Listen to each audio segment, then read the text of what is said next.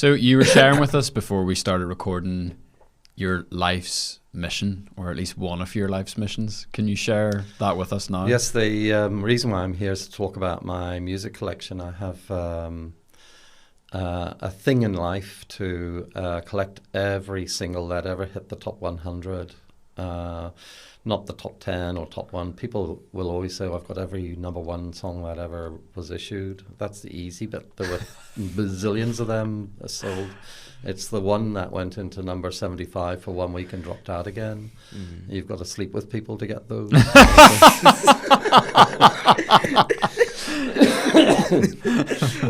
So it is very difficult, but I'm with my collection now mounting up towards 90,000. I think I'm 7,400 or something like that.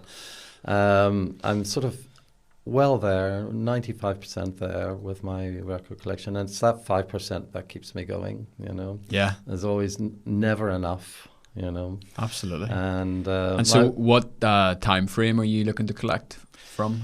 Well, from 1952 is when they started making the 7-inch singles, and that really is my big interest. People buy albums these days, but to me, albums have always been so disappointing because you buy an album and there's the single that did well in the charts, maybe another reasonable single, and then all the rest is fillers or rubbish, whereas when you cut to the chase and just buy the good stuff, and you just enjoy the music. It's a bit of a pain having to lift them off and put them on, lift them off and put them on, which is the slight down thing of singles, but I still love them. I think that also they're a piece of history. I mean, some of those are from 62 to now from 52 to now is 70 years old. Yeah. There really are bits of history that you're handling. And it's that aspect of it that I like very much. So. Very, very interesting. Mm-hmm. You were sold to me. I don't know if you can verify or debunk this. The largest vinyl collector on the island of Ireland. Well, I must be. I haven't actually investigated the truth of the matter, but I must be, if not the biggest collector, getting up there in the top 5 anyway. So. Did you say 89,000? Right. Well over, yes, nearly 90. If anyone else in the world, where's my camera? If anyone else in the world has 90,000 records in their home, please get in touch with us because we would love to find out if you even exist. I highly doubt on this island there is going to be anybody else. That's actually a conservative estimate because within each of those entries there would be maybe a promotional. It doesn't change the number if I add something onto the same line. So I would have probably about another 20,000 singles with weird things about them, like they're made in a different country or they were reissued, or there's lots and lots of things and lots of sad things in vinyl collectors like me that I was a stamp collector before I was a vinyl collector, and so I was collecting all the varieties and variations, and it's the same with the records. So it's lovely to have like an Indian version of Elvis, or you'd get South African versions of songs that were issued in that country, but they only occupy the one line in my record collection. So as I say, there would be a lot more than 90,000. And I also collect albums, but not in such a big way. I have about 7,000 albums. Yeah, well, record collection. Albums aren't all that, as you said, isn't that right? I tend to collect albums that are sort of very well established artists, Beatles and Rolling Stones and stuff like that. There, all Super. Weird ones. Super. So, well, yes, hello and welcome back to Best of Belfast. Whether you're listening or watching, we're joined today with Tim Clifford, as you've heard, who is we're just going to say the largest record collector in Ireland. We've got young Daniel here producing his first podcast with us. Producer Rosca. We're going for Rosca? Producer Rosca. Yeah, go for that. We'll go for producer Rosca. Danny's going to be doing I beg your pardon. Rosca's going to be doing some work with us over the next few months as we move into the space of video. So we're really excited to have you today, Danny. It's good to be here. Good to see you, man. And Tim, we were talking to Rosca before you got here. And he's like, okay, who do you have coming in today? And I was like, Tim Clifford. He goes, what's Tim do? I was like, okay, he collects records. And Danny's kind of like, what? Rosca, how do you consume music? Usually for me, I just go into Spotify, take whatever music and all that I'd like to listen to up, add it to a playlist, and then just play the playlist from there and all that. That's just how tech is today and all that. So it's just handy and all that way. And so 2003, why will your collection stop there? Well, that is the date that I think downloads sort of started to take over, and they started to, even with the CDs, I collect CD singles as well. Part of my collection of that 90,000 would be CD singles as well.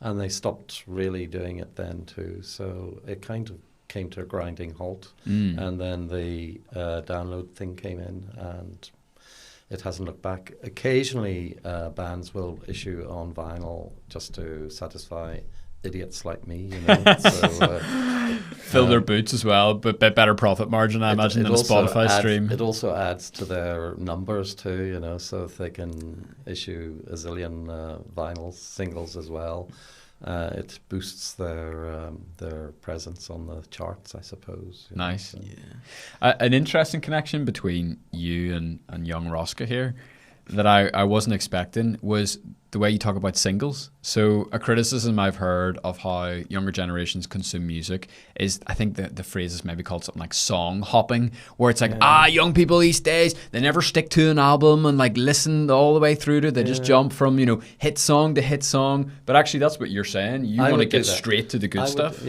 I would do that. To me, I mean, it's nice that you can see which direction the band are going with their new stuff, you know. But sometimes it's dreadful, you know. And so this cherry picking off albums is a great idea, I think. I love that. So, yeah, very, very cool. And you can do that so easily nowadays, you know, with the download. You couldn't in the old days. You actually had to buy the thing and waste all your money on half of the songs or so-called songs on the album, you know. So how do you, like, you say you got into stamp collecting before this? What is it about the collecting? Like, what does it do for you? It's definitely a man thing. Right. I go around all these places along with other men in long raincoats, and we rummage through all the records, and you rarely would see a lady doing it. I think collecting anything tends to be a man thing, you know. So just pictured like he said dangerously. Yeah, I know. It's like cancel culture just rains down upon us in this moment. How dare you say that? Oh my goodness! Say, well, actually. I imagined it was like a vinyl record version of Train Spotting. That's the kind of the image that I had in my head. Do you know what I mean? Very, very interesting. So, how did you start? Well, I was a DJ for a mobile jock for many years, from 1978. And at the start then, there was no CDs or anything. It was all vinyl. And so we amassed quite a collection of singles. My colleague and I, we both did it together, and I did it all on my own. But that's how I started collecting. And then over the years, the bug caught me. And now... It's lovely just to go off, and there's actually quite a few record shops here in Belfast now, and just to go around all the various record shops and rummage through what they have, you know. And they do change their stock every now and again, which is nice, you know. And occasionally you hit a gem or two when you're doing that, you know. So. And so, like, are you a regular, like, do you like walk into the joint and then like you go over to them and you're like, yo, where is it? And they like take you into the back room and it's like, this is the new stuff, Tim, look at this. What do you have with us today? Show us and talk us through some of the items. I was bringing a couple of things to sort of illustrate the tools of my trade, so to speak, please. Of collecting records. And well, you have to have a passion for music, which is the big thing when you're collecting music, and not just your own very sharp genre. You have to be quite wide with your... all good. You just woke the listeners up. That's all that was happening You start with that, and then to actually get started, sometimes it is better just to buy. Most people start with their vinyl albums, usually their favorite ones that they grew up with, because you can get them now reissued in pristine, absolutely brand spanking new versions of them. To me, they have their place, but for me, they don't have the history. If you want to collect records properly, you need to get the original historical first issues and stuff like that there, So anyway, that would be your sort of first step into the vinyl market. It's actually quite a big thing, You need to also acquire yourself something to play the music on. Nowadays, they do produce lots of cheap and cheerful, dance set type of record players, just all in one with the speakers and everything all together like a suitcase. In the 60s, we used to have record players called dance sets, and they also sometimes had these little things that you could stack the vinyl records on, maybe play 6 at a time. Cool. Rather than having to go back and replay. That's nifty. I didn't know that existed. Yeah, they do. Very they cool. Do. But you can get those nowadays, and they'll play 33s and 45s. Those are the two speeds. 33 for the albums and 45 revolutions per minute for the singles. Why is it different? Because the 45s just have one song on them, and I think when you speed it up, you kind of get a better quality, I think. Okay, yeah, so, cool. Nobody's asked me that question. So, well, hopefully there'll be a few more questions like that, Tim. What's this book here? Do you want to take it? Well, the book here that I've got, that I brought with me, is one of my reference books that I use all the time. This is the Rare Record Price Guide 2022. This is actually 2 years old. The new one, the 2024 one, will be coming out this Christmas. Okay, that's just unnecessarily confusing. It's just the way it works. It's so weird. So anyway, it has every record issued in the UK. Whoa. Okay, you have to be specific. That is a fiver and over.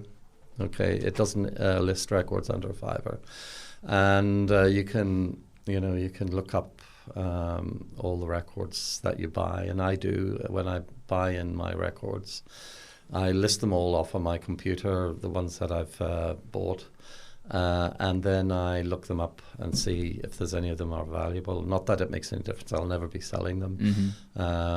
And although my son is sharpening his pencil for when I die, to put everything up on eBay, Do you know what it is? He's like going to start helping you like get the last. How many more do you need roughly? Yeah, just 5% of the. Yeah, so that last 5%. He's gonna like. This is how he's gonna catch the bug, because he's gonna be like, right, I'm going to inherit this thing, so I want to complete the set so then I can sell it as one final package. And then do you know what's going to happen? He's going to get so into it that then he won't want to sell them, and you're like, yes, well, the legacy continues. I nearly got him convinced, So Mark, my son, is again, because he's the fella. We tend to do all the collecting, So very cool. What has been the hardest record to get, and how did you get it so far? Well, when you for instance, I do like Elvis Presley and his music, and some of his early stuff is really hard to get hold of, because he generally issued all his records on RCA, which they are very easy to get hold of. But when he first started over here, they were issued on HMV, and they are worth quite a bit of money, so they are. And it's one of the record. I have only one single to get from Elvis, and it's one of his early songs, Rip It Up. He had hundreds of records that charted, and I have all of them except for that one. So, incredible. Yeah. Your question? Yeah, what is your favourite record then out of all of them? Gosh, that would be so difficult, because, when you've 90,000 to choose from. 90,000 kids? It's a lot of kids. I know. That's a lot. There are some records, and funny enough, they aren't necessarily old ones, but I would have a sort of like a top 10 of my favourite records of all time, one of the weird ones that I actually quite like is Hazel O'Connor's "Will You," which has a fabulous saxophone solo. It's half a song and half saxophone solo.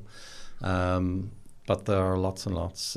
Quite a few Elvis ones will be there too. You know, if I Can Dream, and his not that I'm terribly religious, but How Great Thou Art is a beautiful rendition, and some modern ones as well too. I loved Amy Winehouse. I thought she was absolutely fabulous. I love that you loved her. Yeah, she had such a gorgeous voice, and her just the way that she presented herself on stage, great stage presence. You know. Yeah.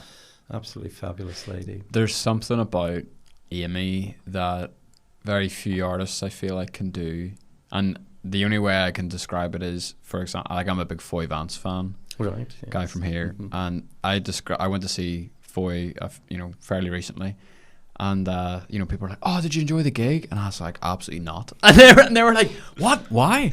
And I was like, "Because it was like going and watching a man bleed all over the stage for 2 hours because how much emotion he's able to put in his music. Right. Like it's palpable, and I felt like Winehouse had that too. Like she did. How she was able to infuse so much emotion and rawness into her records is just very few people can do that.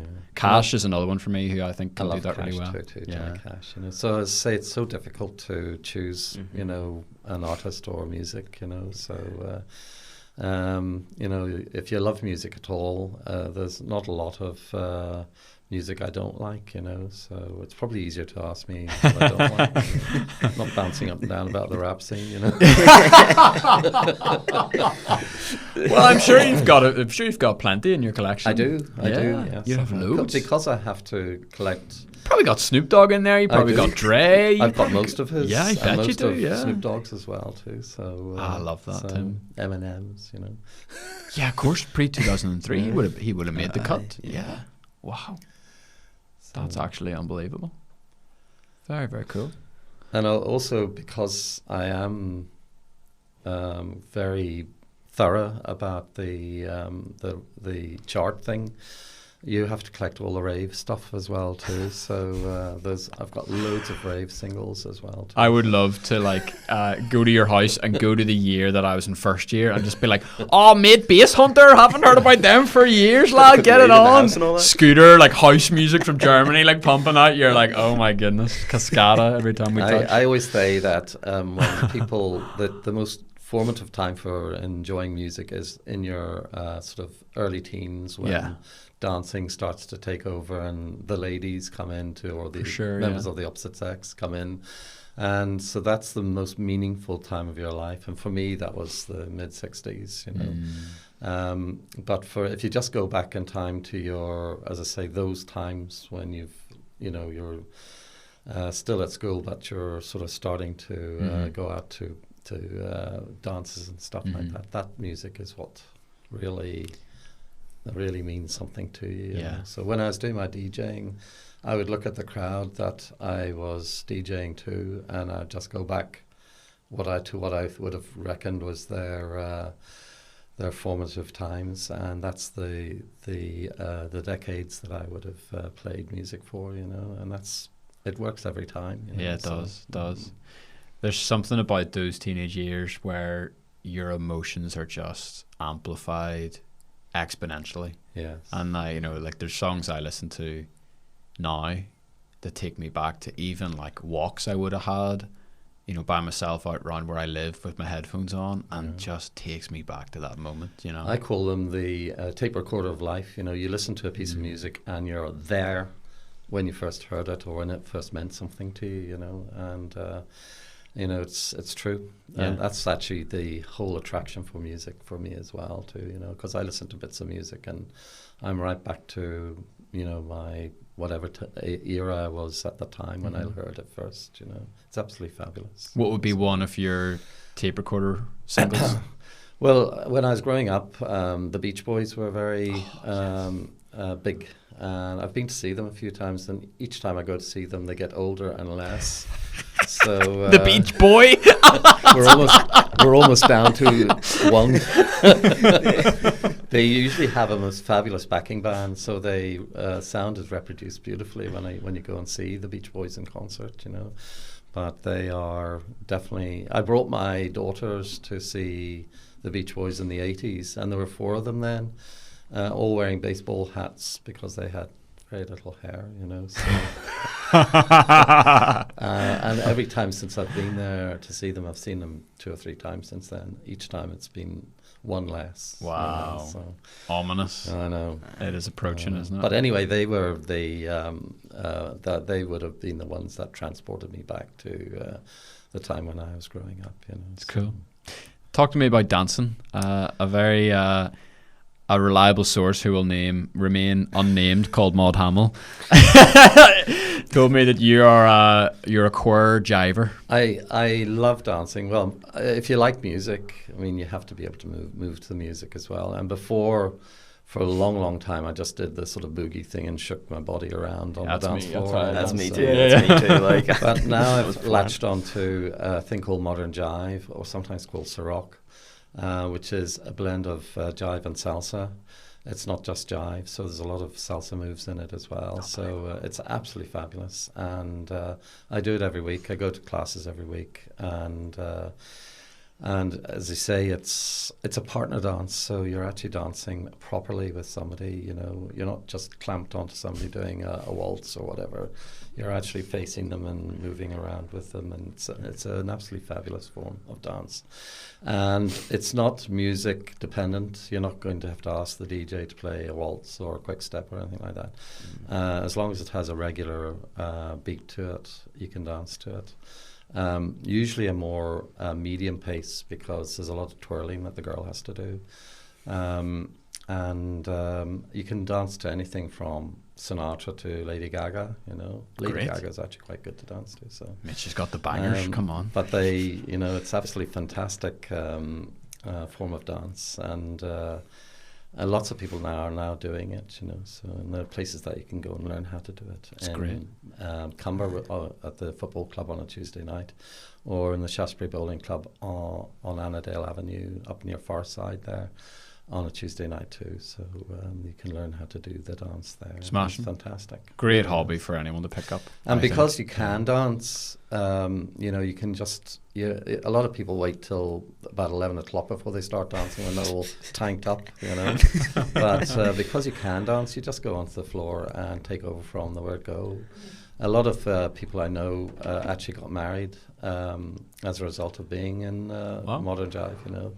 And when you go to one of their weddings, you know, the floor is filled from the word go because everybody knows how to dance. I was literally about to say, I was going to say, mate, you must be an absolute weapon at wedding parties.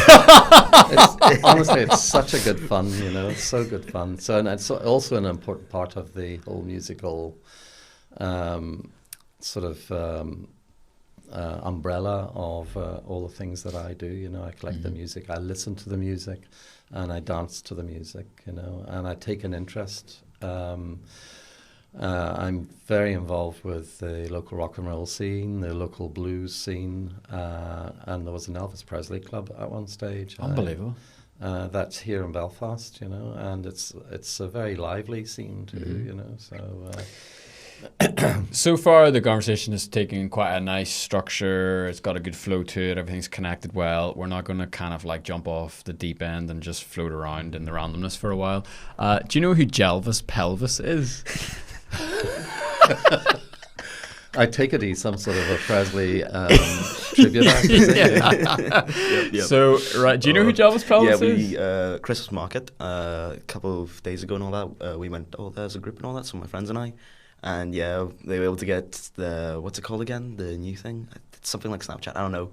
Basically, they just went and took a photo with him and all that, and he went and took it for them. So yeah. Oh, on their Be Real or something? Be Real, yeah, the Be Real. Yeah. So funny. Yeah. So this guy, like, speaking of absolute weapons, he's an Elvis impersonator who does, you know, city busking, and he brings it. Like, he brings the passion, he brings the energy. I know nothing. I'm not a dancer, I'm not a singer, so I couldn't critique his, his artistic performance. But boy, does he love what he does. And I'll admit, like I completely missed Elvis Presley. Like it Yeah. wasn't on my radar at all. Of course, I heard Jailhouse Rock. That was honestly the height of it. And you'll roll your eyes at me, but it took the latest Elvis Presley movie for me to really start to wrap my head around what a phenomenon he really was. He was a phenomenon, absolutely fantastic singer, Yeah. so he was, you know. And he could turn his voice to most genres of music. I mean, Elvis, his forte for himself personally was gospel music, and he would have loved to have been called the king of gospel rather than the king of rock and roll. But he did blues, country, you know, pop, ballads, rock and roll as well, obviously, you know. So his voice was absolutely fantastic, you know. So that was quite a good film too. I haven't actually seen it. Would you believe? Really? Yeah, I have it ready to rock and roll in my house there, but I haven't actually sat down and watched it. Oh, Tim, so. that's your Rock and Christmas roll. treat. Yeah. Yeah, rock and roll. Did Rock you like and that? roll, I was rock like, and roll, Tim's yeah, smooth. yeah. Tim's got the moves here verbally too. He's He's going killing right it. through it, like. It's a great movie, and it shocked me because, you know, it starts off with his origins, and like he's living in a black neighborhood. He's you know, one of the first kind of musical experiences he has is in a church, and so it was so interesting for me to see how he infused the gospel element. He infused the African American culture, and there's scenes where, you know, he's like going to like all of the black jazz clubs and stuff, and that really helped me understand. I was like, Yes. this is why he was able to do something that was so different and unique at the time, because he was connecting the two unrelated dots When together. people you heard know? him first on the radio, they thought he was a black guy, you know. Wow. Because of his voice, you know, he sounded like a black guy singing. So, you know, what a fabulous man he was. Great loss as well. At such Absolutely. a young age, you know. For me, that's a young age, you know. You'll cry. You'll cry at the movie, Yeah, for sure. Yeah. For sure. Okay. Jumping into that was accidental, I promise you. Jumping into the next random topic, trampolining. Yes. Yes. Good job then. Well, yes, trampolining was a big part of my life. I started it when went to Queen's, and at that time, early 70s, trampolining didn't exist as an organisation, so I was involved in setting up what was called the Northern Ireland Trampoline Association at the time. So I was a founder member of the trampoline organisation here in Northern Ireland for years, and I'm a coach and a level 3 coach and a level 3 judge, which is quite high up. You know, I judge at competitions, and I also coach to a high level. Wow. And I've more or less stopped from a personal point of view. I was there at the start of Queen's Trampoline Club starting 50 years ago. And I've been teaching every year at the Queen's Club because I always help them out at the start of the year. They usually have a zillion freshers, you know, so Everybody trying everything. yeah. Oh, they this do. sounds And like then gas it crack. Kind of dies off, and they're now in manageable numbers. So I've just finished teaching at Queen's for this year, you know. So I just enjoy the sport, and I do it. I did it to a reasonable high level, and I also enjoy the sister sport of highboard diving. As if you can do it off a trampoline, you can do it off the high board as well too. So Never would have thought of that. it's a sister sport of Wow. of trampoline. You know. So fill in the gaps then for me, because like when you say I do trampoline to high level and I judge trampoline to high level, that doesn't make sense to me. Like what I have in my head is either like messing around on a trampoline in your back garden with your mates, or those like group classes where everybody's doing like aerobics on a trampoline. Yeah. What is it, and Well, how do you... trampolining as a sport now, a proper sport. It's been recognised by the Olympics and is now an Olympic sport. Unbelievable. And to watch the guys doing stuff at Olympic level is just absolutely mind blowing. You know, I don't know who the new Olympic champion is at the moment. I feel I should do, but I haven't been keeping my eye on the ball there. But there was a Chinese guy called Dong Dong, which Epic name for the sport. He was just so magical to watch, you know, and could ease through the multiple somersaults. They bounce once and do like up to 4 somersaults and then land. So that's the sort of stage that trampolining has got to now, and it's lovely to see. I was involved when trampolining in Northern Ireland stopped being the Northern Ireland Trampoline Association and then became part of the British Trampoline Federation. And then British Trampoline Federation became part of British Gymnastics. And that's when our sport was recognised by the Olympics, because we became a discipline of British gymnastics. So it's just fabulous to see. It's very, very cool. I love it. How did Daniel O'Donnell end up in your house? Well, I mentioned earlier that I love looking after bands and musical people, and Daniel, his management contacted me to say that they were doing a 12 B&B tour of Ireland, 2 in the north and 10 in the south. And every time that Daniel and Magella went to each of these venues, they had to not just stay there, but they had to do something like paddle boarding or tractor racing, or, you know, they did something when they did that. So they found out, like you, that I was a dancer and I was very musical orientated. So my place was chosen out of all the places. The other one was in Enniskillen. To do this program with Daniel, you know, and they came the day before. They came on the Thursday, and they did some background shooting. There was a crew of about 13 people. It's That's bonkers. a huge thing that they do. We were trying to impress you today with the two of us and these two cameras, you know. We were like, okay, we're really going to roll out the big... Got all the big guns here, like all the big Exactly. guns and everything like that. Exactly. Actually, I love it, yeah. I think it's really nice and cozy, you know, so and very relaxing for me as well. Very too. good. We like that. But anyway, Danielle and Magella called up, and you don't believe anything you see on the television. They arrived 3 times at my front door because they had to do various takes, you know, and we'll do it this way and we'll do it that way and whatever. And their challenge when they arrived with us was to enjoy a farewell party, because we were the last people on the tour of Ireland. So we had food, and I had one of my blues bands set up in my front room there, and because they were blues band and not a country band, it just took a little while for them to get over the shock of playing country for Daniel and Magella, who sang a duet. Wow. 3 times as well. We all had to stand around looking as though we'd heard it for the first time. So they had a lovely time, and they were so nice. I mean, Daniel suffers a little bit from a goody-goody, you know, sugary sweet reputation, you know, but actually he's trying hard to shake that off. And they both came across as such lovely people. I loved looking after them, you know, so... It's interesting, episode 300's coming up, and I was thinking, like, who could we get? And the other day I was thinking, like, O'Donnell would be a great guy. He would be super. And I would love to get him, because I'll be honest, right? My memories of Daniel O'Donnell growing up was on my granny's apron. That's the sort of reputation that he's trying to shake off at the moment. So I love having the chance to talk to people and really getting to know who they are, and having very, very casual conversations with them. So yeah, I'll maybe put some feelers out for Daniel. Well, actually, he'll be superb because if you watch all the programs that he does on TG Cahar and stuff like that, he speaks fluent Gaelic and stuff like that. Legend. You know? So he's very cool and such a good singer. He is such a good singer, and just a very down to earth, very nice guy. Cool. Know, so. Well, you've definitely inspired me now. I'm definitely gonna look into that. Do you have his number? Do you? Who's? Daniel O'Donnell. Do you know who Daniel O'Donnell is? Yes, I've heard of the name. Oh, he does. I've heard of the name. Apart from that, no. Mate, Spotify on your way home. Spotify, yeah. Absolute banger. Just on Spotify, yeah. Just typing in all he's this. known everywhere in the world, like including in the Amazon jungle. You know, Wow. people have actually heard of Daniel O'Donnell. You know, I love that. That is so cool.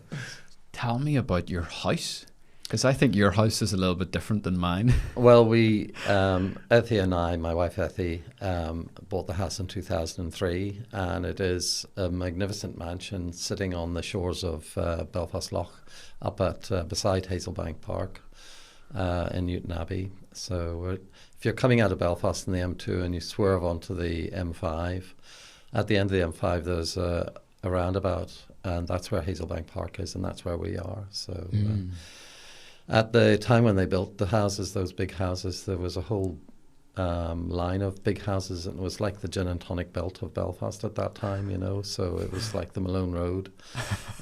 People had these whopping big houses all along so there's still the remnants of some there, but they've all been knocked down and built on. It's the fate of all big houses seems to be that they get knocked down. Ours, Abedeen House, was in the throes of destruction, because when it was bought over by the builder who built Aberdeen Manor, Abedeen House had 11 acres, so the builder built 40 houses on the site there, and then restored Aberdeen to absolute pristine, absolutely brilliant job on it, you know. So wow. And she's a beautiful house built in 1850, Victorian, and by Charles Lanyon, no less. Oh wow! That built Queen's and Custom House, where all the concerts are held.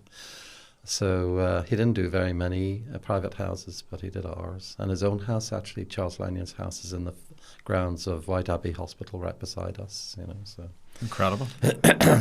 And we've operated as a B&B for many years, but Ethie and I are now more or less retired from the B&B scene. So, but I still like looking after bands and stuff like that. We're looking after Big Sandy and the Fly Right Trio at the weekend there, you know, and so there's a lot of rock and roll bands and blues bands that stay with me here in Abedeen House. So class. I love music, you know. The whole house is themed for music.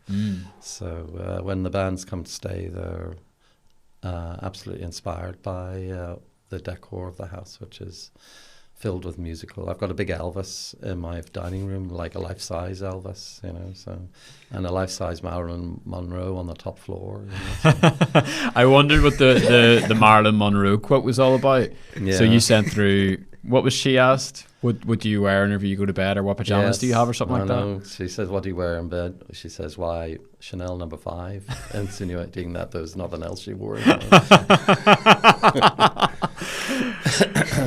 Very cool. So what is it about Marilyn that interests you? To me, Marilyn was, she just was the most beautiful actress, you know. I really loved her, and I loved all her films. I've seen all of them, and I just loved her fun manner, you know, and she was serious. She was a serious actress as well, too. You know, her last film, The Misfits, was very serious, you know, and yet the magic of Marilyn just shone through. I think she's an absolutely fabulous actress. You know, absolutely fabulous. Incredible. A lot of time for her.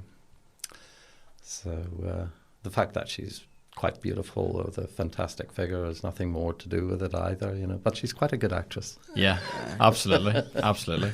So not only do you have an Elvis statue in your house, you also have a blue plaque.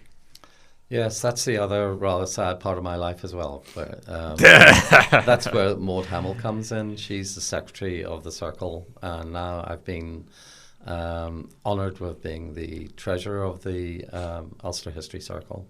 And we are the people that actually decide which of the great and good of Ulster that we're going to honour with a plaque. So we do about 12 plaques a year. Wow. You know. Who's on your well, house? the chap that stayed in my house and lived in my house from 1915 to when he died in 1948 was a guy called Sir Crawford MacCulloch. And people will say, who? But he was famous. He was famous for being the Lord Mayor of Belfast, for the longest serving Lord Mayor of Belfast, a Lord Mayor anywhere in the UK.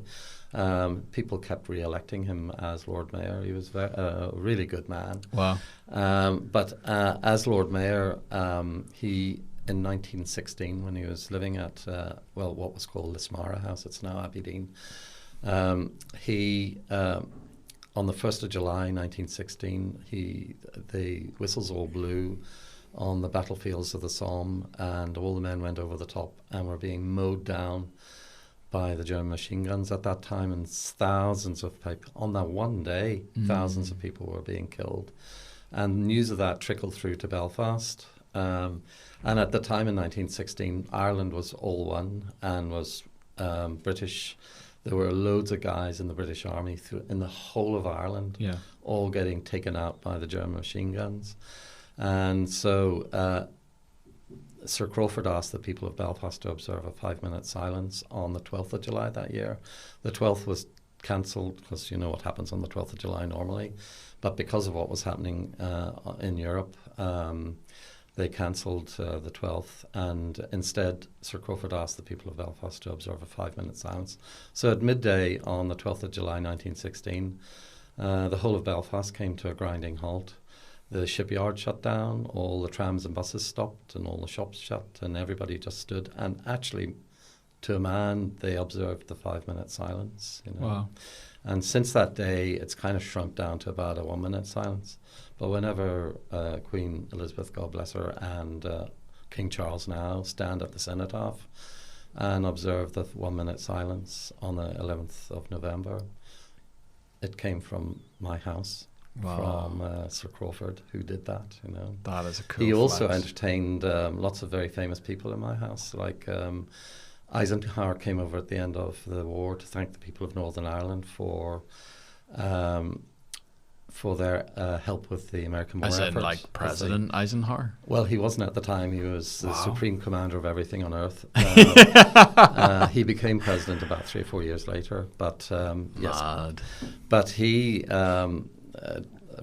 Sir Crawford gave him the freedom of the city of Belfast, which was an honour at that time, in front of thousands of people down in the city centre. Incredible. And then he came back to Aberdeen to have a bit of a hoolie afterwards.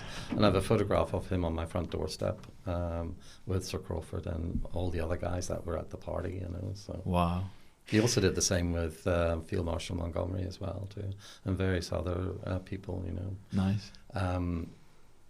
Kermit visited the house. Now, Kermit sounds a bit weird because it sounds like a frog, but he was actually Kermit Roosevelt, the son of the president, came over and stayed at the Aberdeen as well, too. So Class. quite an interesting guy.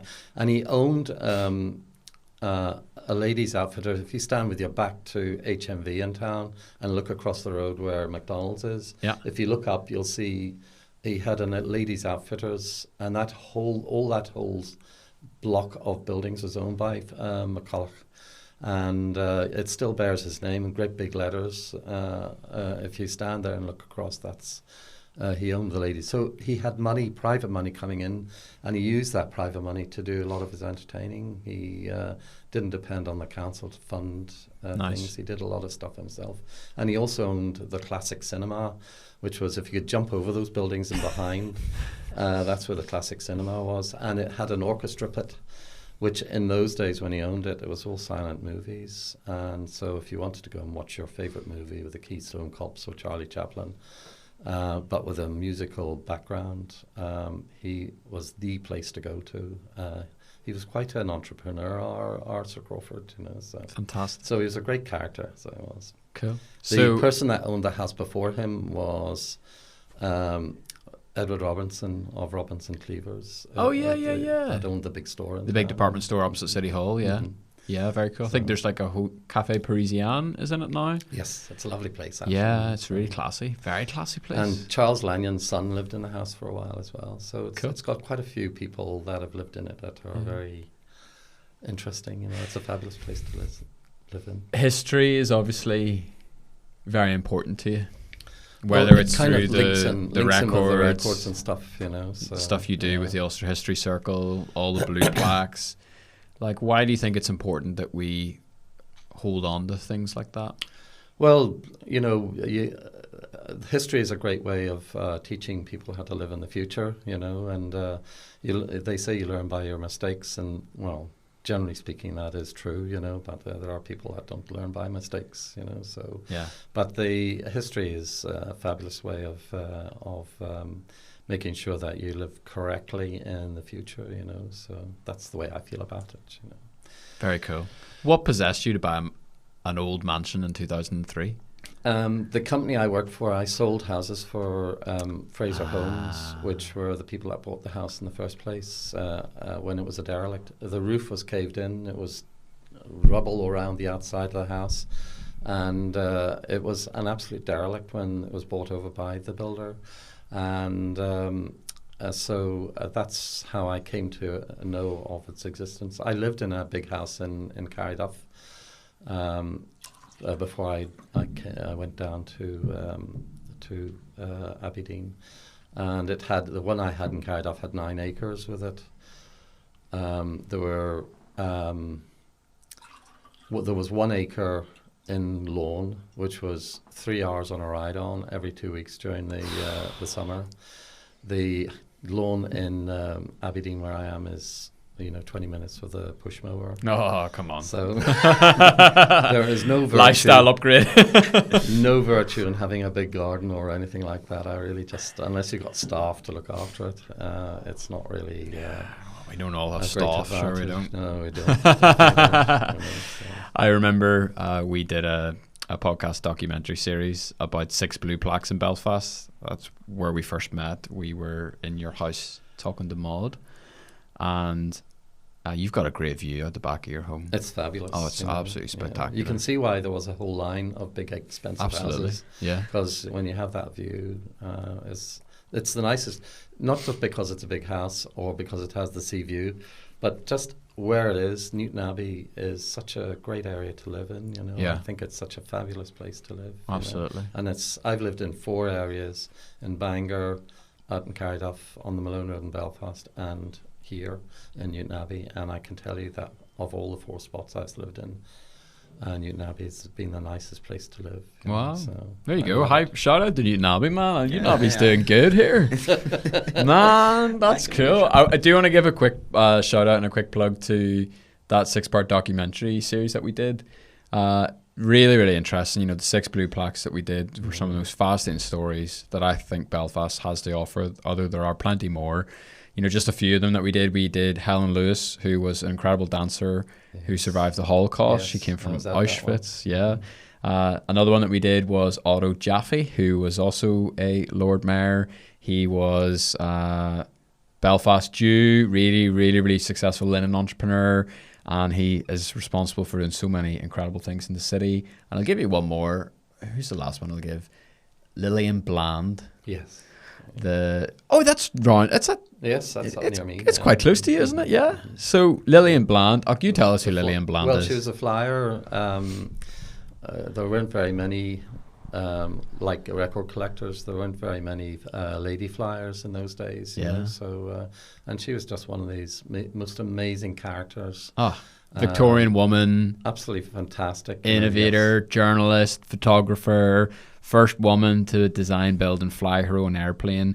And this was something like, now this stat is probably not 100% right, but I remember we had a line in the episode that was like, when she flew her plane, Amelia Earhart was like 12 years old. You know what I mean? Like something bonkers like that. She might even have been 8. So, and it was just right there. And Do you know, being part of the circle, the Ulster History Circle, has opened my eyes to the amazing wealth of talent and just amazing good works that are done by people here in Ulster. And when I say Ulster, I mean Ulster as an old style Ulster with the 6 counties and Monaghan and Cavan and Donegal included.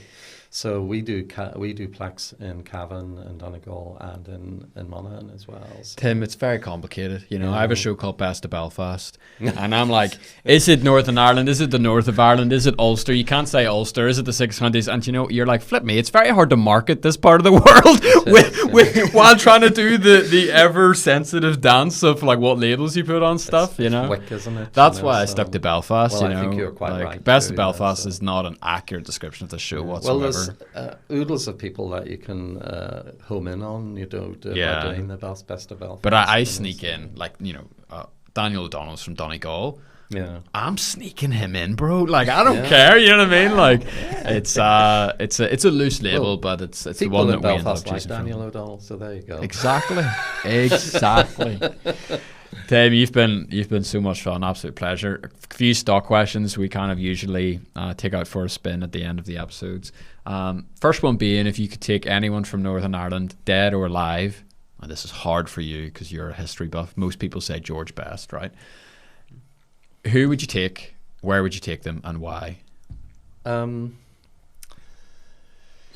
Gosh, you really caught me on a blinder. I'm actually a great fan of, although he's a grumpy old fella, of Van Morrison. Yeah. I love his music, and I would take him somewhere appropriate. Well, he sings a lot about his the area that he grew up in, Orangefield and various other places like that there, And he lived in Cypress Avenue for a while, and I think it's nice that you can go on these musical tours and see where Van Morrison lived, and David McWilliams and various other people like that there, that came from the Belfast area,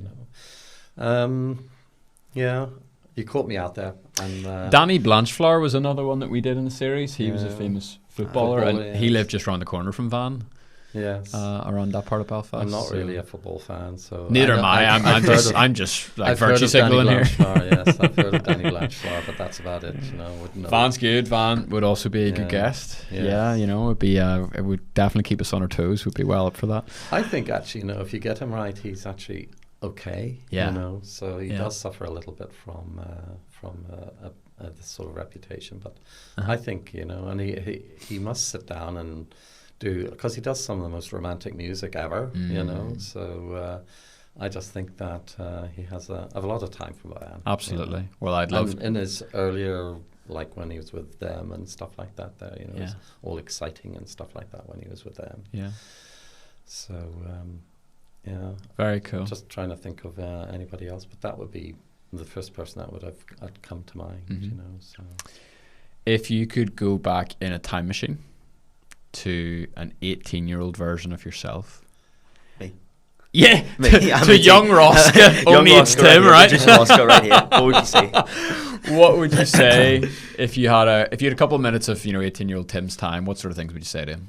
Well, I would just say, live your life the way you've lived your life. I've loved my life so far. There's been obviously ups and downs in all of them. But just generally speaking, I've loved my life so far. I wouldn't want to change it. I wouldn't want to change any of it, really. I've just the way that I live my life, I'm always, as you can probably tell from our conversation, quite a positive sort of person, and I just like living life to the full. I'm 70 now, so my 70 year and 10 has now passed me. So I'm hoping to live till I'm at 120. You're going for the maximum capacity. You're like, what do human beings just cap out at? That's where I'm going to be. Target rate's right there. How long do you think it's going to take you to finish the collection? Well, I imagine I'll never ever do it. I was going to say, do you think it's possible? There'll always be extremely high, and it's actually, as I say, it's the fact that keeps me going, that I don't have everything, And also the other thing which I haven't talked about is when you collect, if you've got favourite artists, they also had a lot of lemons that they produced that went nowhere and didn't actually feature in any chart at all. Even the more famous ones had lemons that weren't, and they are highly collectible. So that's what you call that a lemon, something that never really an absolute failure. Okay, because you taste it and you're like, ooh, Elvis Presley made this. Yeah, I know. So they're very hard to get, and if you're a completist and in certain bands and singers, I am sort of completist because I like them very much, and I would collect their lemons as well as their chart hits. So great. In this book here that I have, this is the Guinness book of records, and it lists off all the records that they've ever issued by an artist. Wow. And I highlight all the ones that I've got of that artist, and when I have every one of that artist, it gets an orange thing. So if you open up any page, oh my goodness, you'll notice that I'm nearly, as I say, very nearly there. There's very few artists that I don't have every record of. Like, that's dedication. Right, that's the Bible. That's your holy scripture right there. Yes, it is.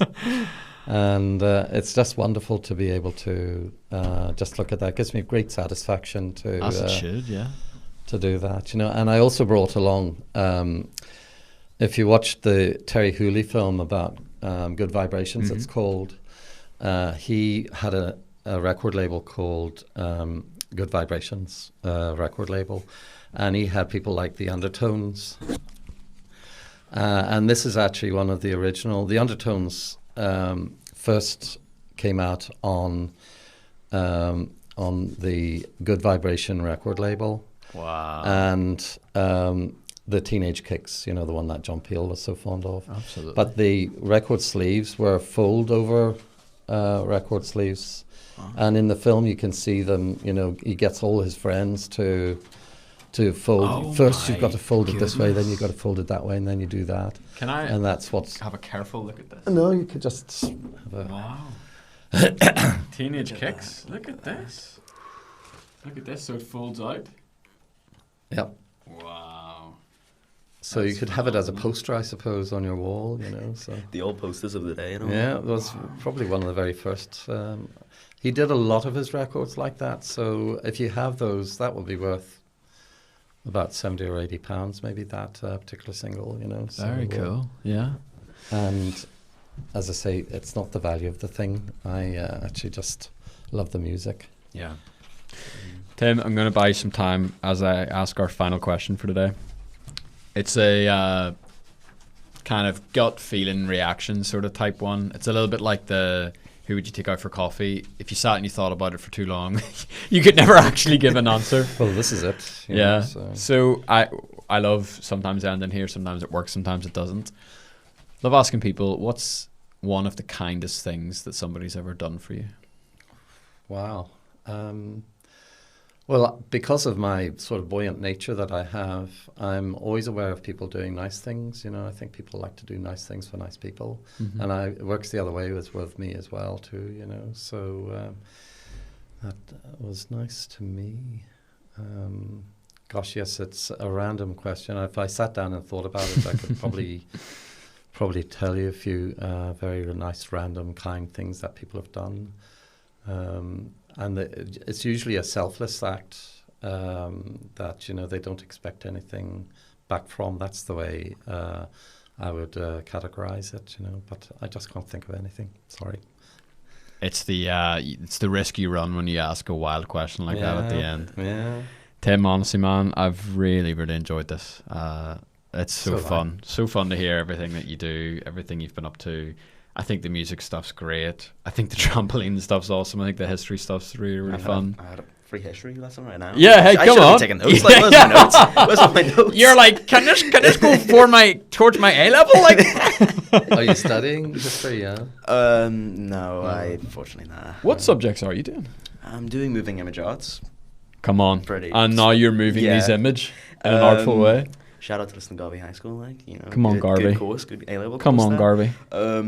I got As well as, Garvey. and then I'm also doing religious education and health and social care. So Very yeah. good. Nice Very one, good. mate. Nice one. Nice blend of subjects there. Uh, I have a very good friend, Alistair McElwain, and he is a cartoonist. And he did the cartoons, helped on the cartoons for Pink Floyd, the wall that they did those cartoons on it with Gerald Scarfe. And, well, he worked with Gerald Scarfe to do that. And he also did the cartoon, was it Bagpuss? Anyway, it was one of the early sort of 70s style cartoons as well, And he now Garfield? No. No, it wasn't Garfield. It wasn't Garfield? Okay. It was Rhubarb and Custard. Rhubarb and custard. I remember Very that. Like good. that. I remember watching that on TV. Oh, it's been a long time since, but I just remember the wee song and all that. It just always plays on my mind. I think. That just gets to you, doesn't it? Doesn't it go something like no, or is that something else I'm thinking about? I have no idea. It's that song that's playing in my head right now, but I don't know if it's the same. It might have been a different one, but yeah. Do you know who we got to interview? There is like a whole realm, like a whole crew of Belfast comic book superstars. All right. Like, I didn't realise that. Willie You live J. and learn. Yeah, like yeah. No, it's your turn for a history lesson, Tim. You sit there and you listen to us now for 30 seconds. It's like, like some of the biggest comics in the world have been artists from Belfast working on them. I can't remember the man's name, but Willie Jack had a guy like above one of his bars who I think he was in school at the time, And this could be an urban legend, it's just the way it was told to me. And he would pretend to his mum that he was going to school. And he would walk to Willie Jack's bar, go upstairs, have a wee room, and he would be drawing all these comics for like Marvel and DC. That's amazing, isn't it? And his mum like eventually caught him, and she was like, "What are you doing? Not going to school?" He goes, "No, Mum, I'm working for Marvel."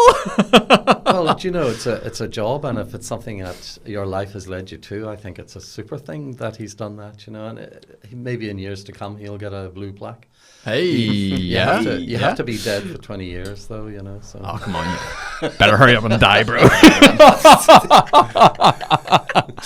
Tim, absolute pleasure. You've been a joy, and thanks again for coming in. It's been lovely and nice to get to know you too, Rosca. So Thank you. Cool. There was a very famous DJ in the 60s called Emperor Roscoe. So you're taking come on. Emperor Roscoe in the building. The Rosca is going to happen, man. The Rosca's happening. Thank you very much for watching. Thank you for listening, and catch you again next time. Have a good rest of your day. See you later.